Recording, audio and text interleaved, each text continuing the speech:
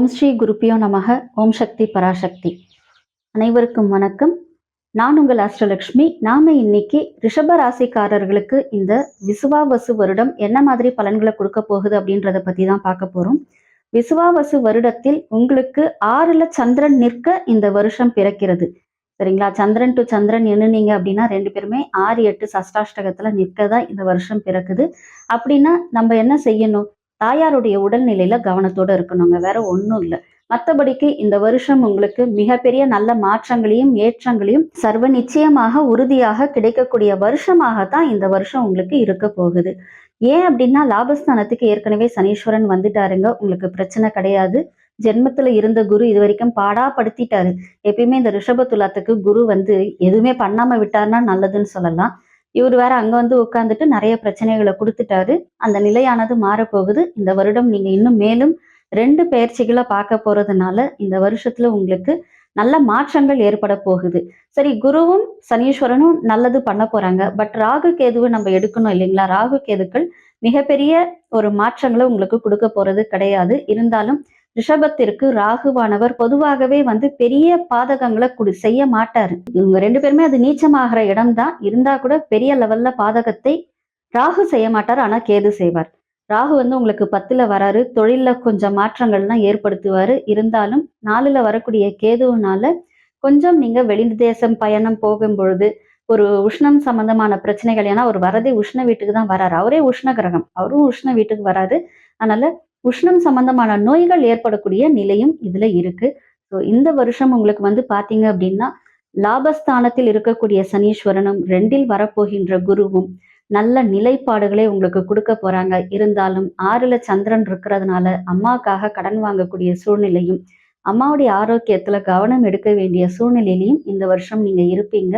மற்றபடிக்கு இந்த வருடம் உங்களுக்கு பெரிய மாற்றங்கள் அப்படின்னு பாத்தீங்கன்னா பணப்புழக்கம் அதிகமாக இருக்கும். வேலையில ஒரு சஸ்டைனபிலிட்டி சர்வ நிச்சயமா கிடைக்குங்க. ரிஷபராசிக்காரர்கள் வேலை மாற்றம்லாம் யோசிக்கிறீங்க அப்படின்னா மே மாசத்துக்கு அப்புறம் யோசிங்க. ஒரு நல்ல வேலையில போய் உட்காரக்கூடிய தன்மை இருக்கு. தொழில்ல இன்வெஸ்ட்மெண்ட் பண்ண போறீங்க அப்படின்னா கூட அதையுமே நீங்க மே மாசத்துக்கு மேல பண்றது நல்லது. இது போக உங்களுக்கு பாத்தீங்க அப்படின்னா இந்த வருடம் 6ல சந்திரன் நிக்கிறதுனால உங்களுக்கு நீங்கள் எதிர்பார்த்த கடனானது கிடைக்கக்கூடிய வாய்ப்பு இருக்கு. இருந்தாலும் காதல் கைகூடும் வாய்ப்பு இப்ப இல்ல. 3ஆம் இட அதிபதியான சந்திரன் தான் 6ல உட்கார்றாரு. அதனால இளைய சகோதரத்திற்கும் நீங்கள் சேர்த்து செலவு பண்ணக்கூடிய சூழ்நிலை இந்த வருஷம் இருக்குங்க. அவங்களுக்காகவும் நீங்க கடன் வாங்கக்கூடிய சூழ்நிலை இருக்கு. பொதுவாக இந்த வருடம் அப்படின்னு இல்லை, எந்த வருடமுமே நம்ம எல்லாரையுமே என்ன சொல்லுவோம்னா யாருக்கும் ஜாமீன் கையெழுத்து போடாதீங்க, யாருக்காகவும் கடன் வாங்கி கொடுக்காதீங்கன்னு சொல்லுவோம். அதை இந்த வருடம் நீங்கள் சிறப்பாக கைப்பற்றுவது ரொம்ப ரொம்ப நல்லது. மேலும் உங்களுடைய உடல் ஆரோக்கியத்திலையும் நீங்க கவனம் எடுக்கணும். முக்கியமாக பெண்களானவர்கள் கருப்பை சம்பந்தமான நோய்களோ இல்லை சிறுநீரகம் சம்பந்தமான பிரச்சனைகளோ ஏற்பட்டாலும், சளி தொந்தரவு அதிகமாக இருந்தாலும் மருத்துவரை உடனே காண்பதும் அதற்குரிய மருந்துகளை எடுப்பதும் உங்களுக்கு நன்மைகளை செய்யும். இல்லை அப்படின்னா கொஞ்சம் பெரிய செலவு பண்ணுவீங்க. ராகு 11ல இருக்கிறான், எதையும் அதிகப்படுத்தக்கூடியவன். அதனால செலவையும் ஜாஸ்தி பண்ணிடுவான். அப்படின்றதுனால நீங்க கொஞ்சம் கவனத்துல இருக்கிறது நல்லது.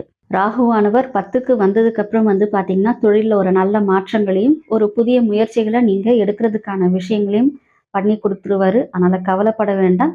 ரிஷப ராசிக்காரர்களுக்கு இந்த வருடம் ஒரு 80% அதிகமான நற்பலன்கள் நடக்கக்கூடிய வருடமாக இருக்க போகிறது. இந்த சந்தோஷத்தோடவே இந்த வருடத்தை நீங்க தொடங்குங்க. மேலும் நல்ல பலன்கள் நடப்பதற்கு நீங்கள் கண்டிப்பாக உங்களுக்கு அருகில் இருக்கக்கூடிய பெருமாள் கோவிலுக்கு போய் தாயார் வழிபாடு பண்றது அப்படின்றது ஒரு பழக்கமாகவும் வழக்கமாகவும் வைத்து கொள்ளுங்கள். நிச்சயமாக இந்த வருடம் என்று இல்லை, எந்த வருடம் ஆனாலும் எவ்வளவுக்கு எவ்வளவு நீங்கள் இந்த தாயார் வழிபாடு செய்கிறீர்களோ அவ்வளவுக்கு அவ்வளவு உங்களுக்கு செல்வத்தை வாரி வழங்கி உடல் ஆரோக்கியத்தையும் நல்ல மாற்றங்களையும் ஏற்றங்களையும் கண்டிப்பாக உங்களுக்கு கிடைக்கும் அப்படின்றதுல எந்த ஒரு சந்தேகமும் இல்லை. இது எல்லாமே பொது பலன் தான். உங்களுடைய ஜனன ஜாதகத்துல கிரகங்கள் நிற்கின்ற நிலையை பொறுத்து இந்த பலன்களானது மாறக்கூடிய வாய்ப்புகள் அதிகமாக இருக்கிறது. ஜோதிடம் மற்றும் ஆன்மீகம் சார்ந்த தகவல்களுக்கு இந்த சேனலை நீங்க லைக் பண்ணுங்க, ஷேர் பண்ணுங்க, சப்ஸ்கிரைப் பண்ணுங்க. தனிப்பட்ட முறையில் உங்கள் ஜாதகத்தை பார்ப்பதற்கும் பிரசன்னம் மூலம் உங்களுக்கு பலன்களை தெரிந்து கொள்வதற்கும் நீங்கள் எங்களை தொடர்பு கொள்ளலாம். எல்லாம் வல்ல இறையருளின் துணையாலும் அகிலாண்ட கோடி பிரம்மாண்ட நாயகியின் அருளாலும் உங்கள் இல்லங்களிலும் உள்ளங்களிலும் என்றென்றும் மகிழ்ச்சி நிலைத்திருக்கட்டும். நன்றி.